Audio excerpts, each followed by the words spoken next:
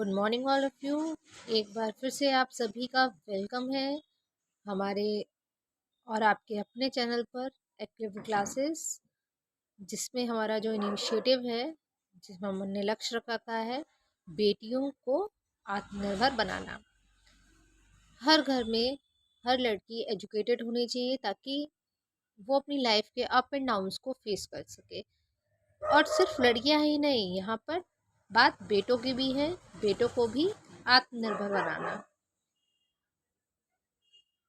चलिए शुरू करते हैं आज का हम अपना सेशन। जैसे कि कल मैंने आपको बताया था, कल हमारे क्वेश्चन में एक सिस्टम आया था, जिस सिस्टम का नाम था proportional representation with single transferable vote,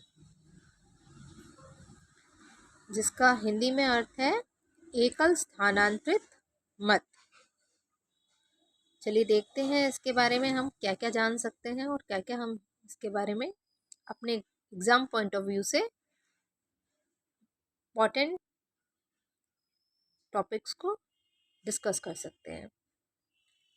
first point, in India the single transferable vote is adopted for election of members of राज्य सभा and state legislative council and for electing the president and the vice president.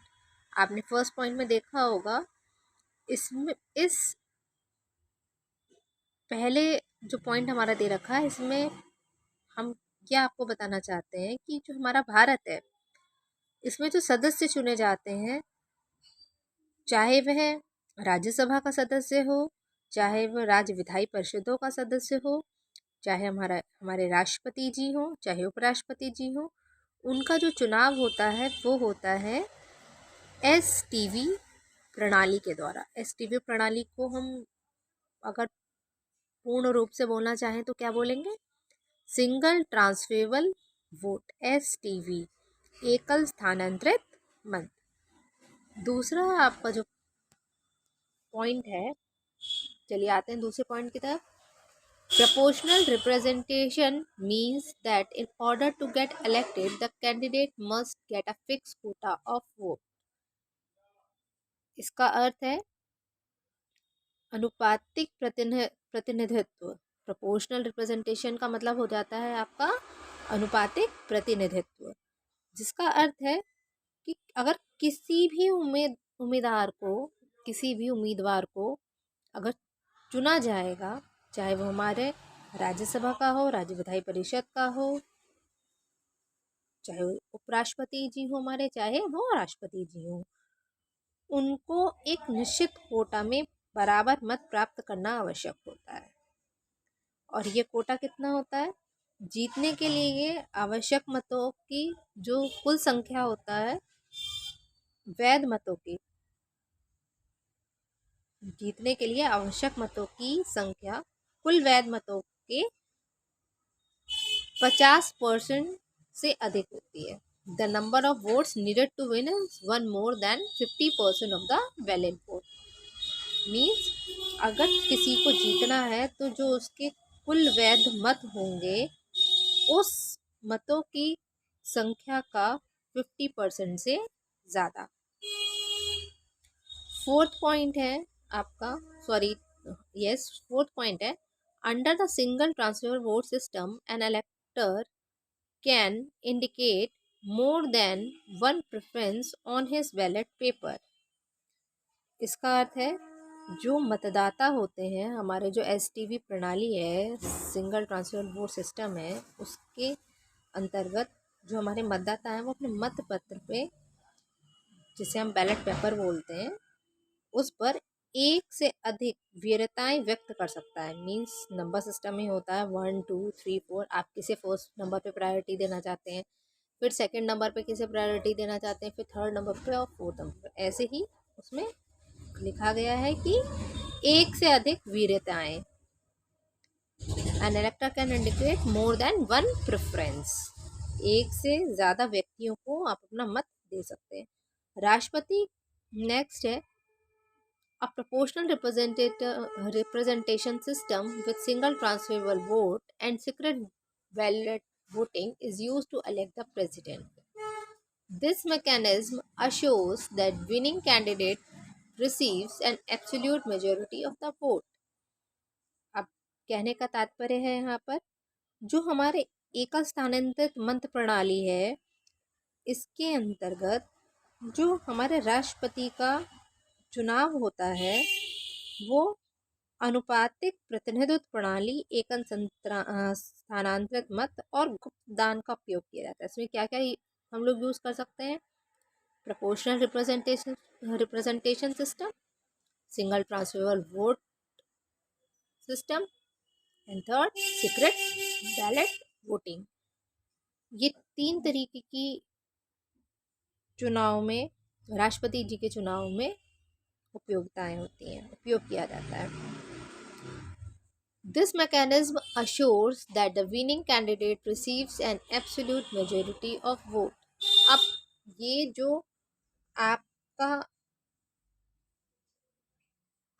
चुनाव का तरीका है, ये क्या आपको किस तरीके की व्यवस्था का सुनिश्चित करता है कि जो भी विजेता उम्मीदवार होगा उसे कुल मतों का पूर्ण बहुमत प्राप्त हो, कि जो भी जीते कैंडिडेट वो जो वोट रिसीव कर रहा है वो एब्सोल्यूट मेजॉरिटी के साथ रिसीव करेगा।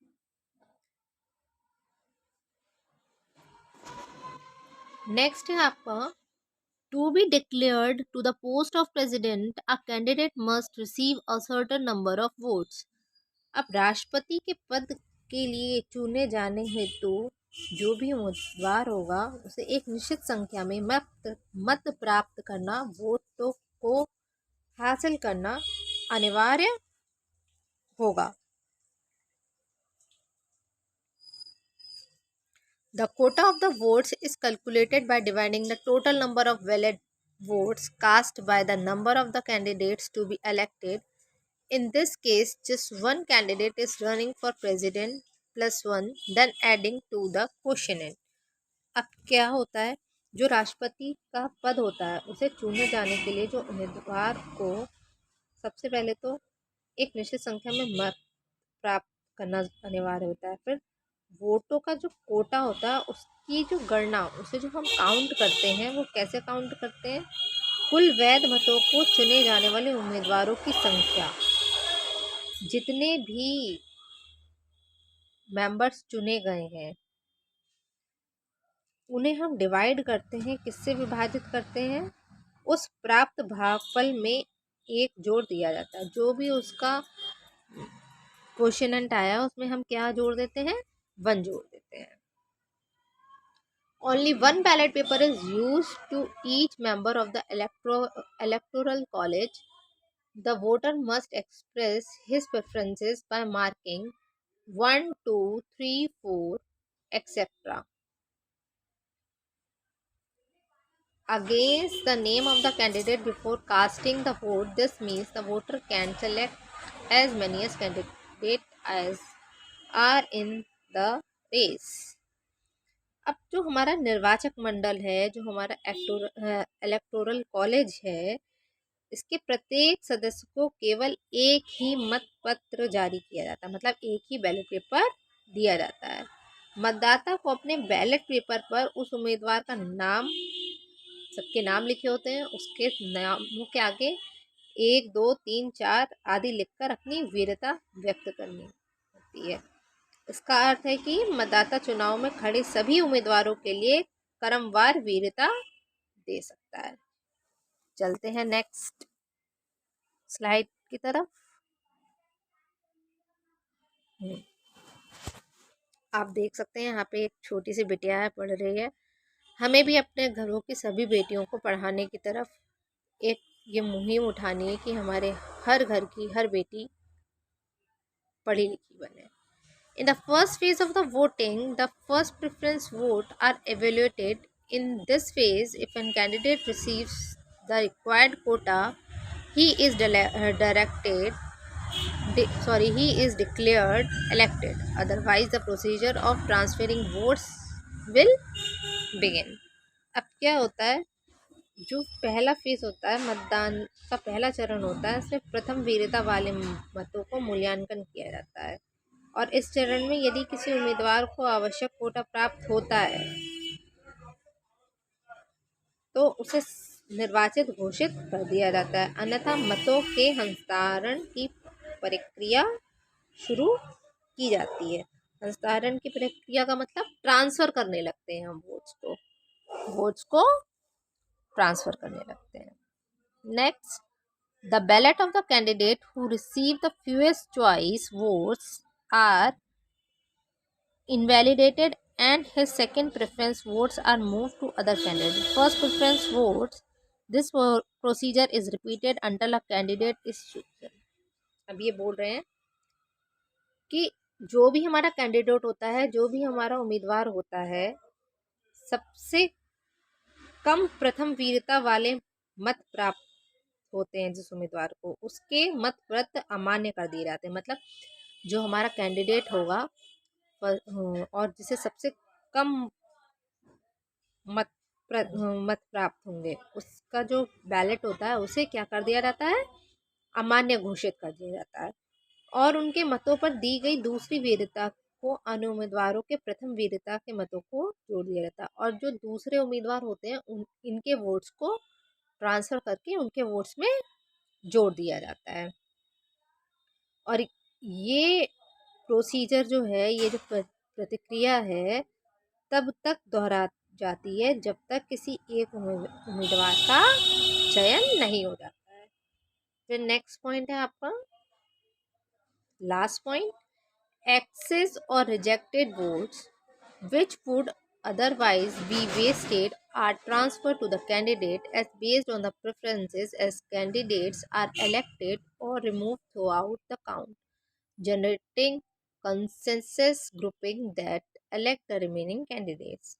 इसके अतिरिक्त जो एक्सेस अगर या अस्वीकृत हो जाता है या एक्सेस जो मत होते हैं, एक्स्ट्रा जो वोट्स होते हैं, उनको जो सामान्यता व्यर्थ हो जाते हैं, उन उम्मीदवारों की वीरताओं के आधार पर उम्मीदवारों को हस्तांतरित कर दिया जाता है।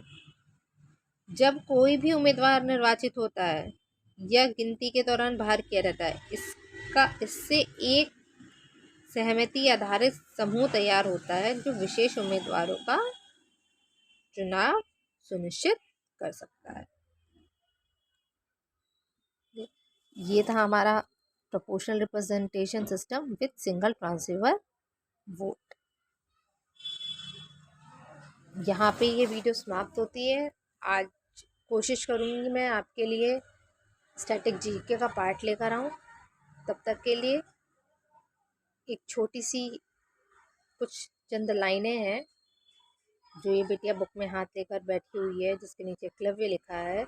आप इस चैनल को प्लीज़ सब्सक्राइब कीजिए और आगे तक लोगों में फॉरवर्ड करिए ताकि जो मैंने इनिशिएटिव उठाया है कि हर घर की बेटी को आत्मनिर्भर बनाने का, वो संकल्प मेरा पूरा हो सके। दिन भी अच्छे होंगे, मंजर भी अच्छा होगा, आगे बढ़ने की हिम्मत तो सब कुछ अच्छा होगा। मतलब जो अगर किसी की लाइफ में अप एंड डाउन चल रहे हैं, किसी की लाइफ में अगर कुछ कठिनाइयाँ चल रही हैं, तो उसके जब दिन अच्छे होंगे तो आसपास की सोसाइटी हो गई, समाज हो गया, पेरेंट्स हो गए, रिलेटिव्स हो गए, सब उसका मान सम्मान करेंगे तो मंजर भी अच्छा होगा। लेकिन ये मंजर कब बदलेगा, ये दिन कब अच्छे आएंगे, जब हम खुद आगे हिम्मत करके बढ़ेंगे। अगर हम हिम्मत ही नहीं करेंगे या अगर हम पढ़ाई नहीं करेंगे, हम अपने आप को कंसिस्टेंट नहीं रखेंगे, तो हम अपनी लाइफ में कुछ भी अचीव नहीं कर पाएंगे। जय हिंद, जय भारत।